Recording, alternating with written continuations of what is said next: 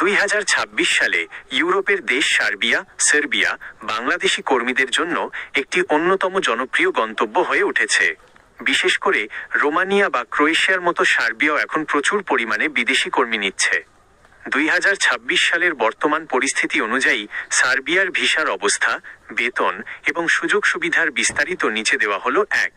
Serbia ভিসার বর্তমান অবস্থা 2026। বর্তমানে সার্বিয়ার কাজের ভিসা ডি চাহিদা প্রচুর এবং এর সাকসেস রেটও বেশ ভালো।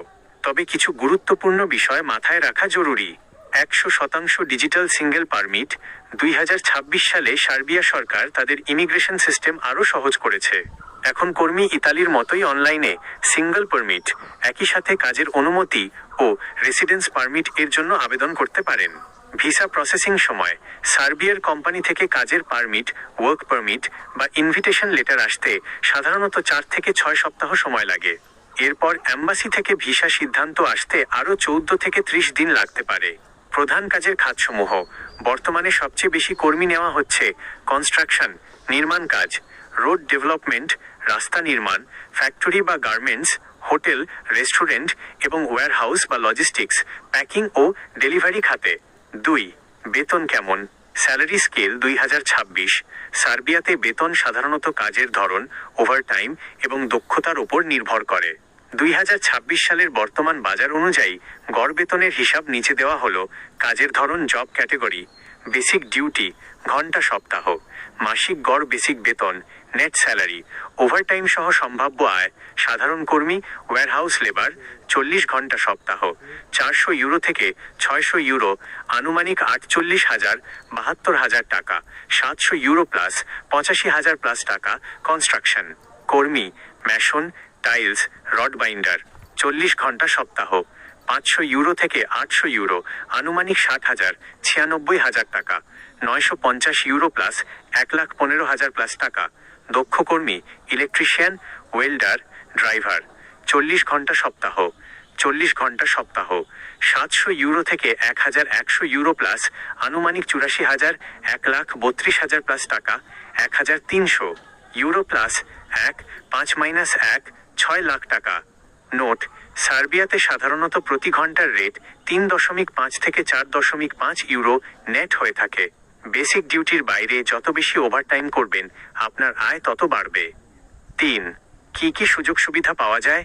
সার্বিয়ার বেশিরভাগ কোম্পানি বাংলাদেশি কর্মীদের জন্য আকর্ষণীয় কিছু বেসিক সুবিধা দিয়ে থাকে, যা চুক্তির কাগজে এমপ্লয়মেন্ট কন্ট্রাক্ট উল্লেখ থাকে।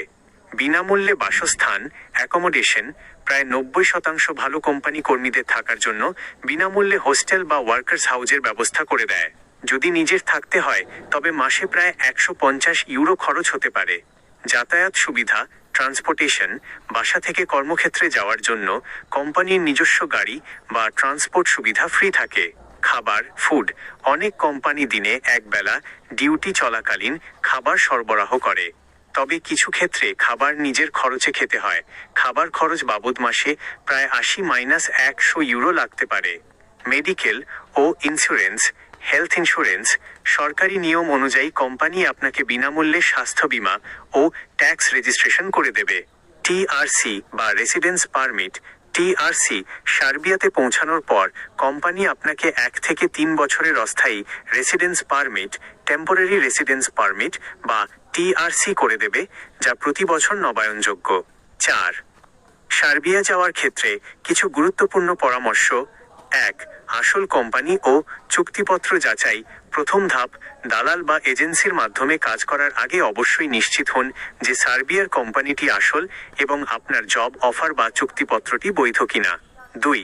পুলিশ ক্লিয়ারেন্স প্রস্তুত রাখা। দ্বিতীয় ধাপ, সার্বিয়ার ভিসার জন্য আপনার পাসপোর্ট, কমপক্ষে 2 বছর মেয়াদ এবং ministry of foreign affairs MOFA দ্বারা সত্যায়িত একদম নতুন পুলিশ ক্লিয়ারেন্স সার্টিফিকেট আবশ্যক। 3.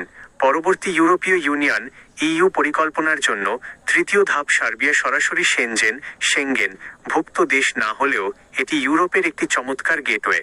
এখানে 1-2 বছর বৈধভাবে কাজ করে ভালো প্রোফাইল বানালে পরবর্তীতে জার্মানি, ইতালি বা পর্তুগালের মতো সেনজেন দেশগুলোতে লিগ্যাল ভিসায় মুভ করা অনেক সহজ হয়ে যায়। বিশেষ সতর্কবার্তা: সার্বিয়াকে ট্রানজিট বা গেম মেরে অবৈধভাবে বর্ডার ক্রস করে অন্য দেশে যাওয়ার উদ্দেশ্যে ব্যবহার করবেন না।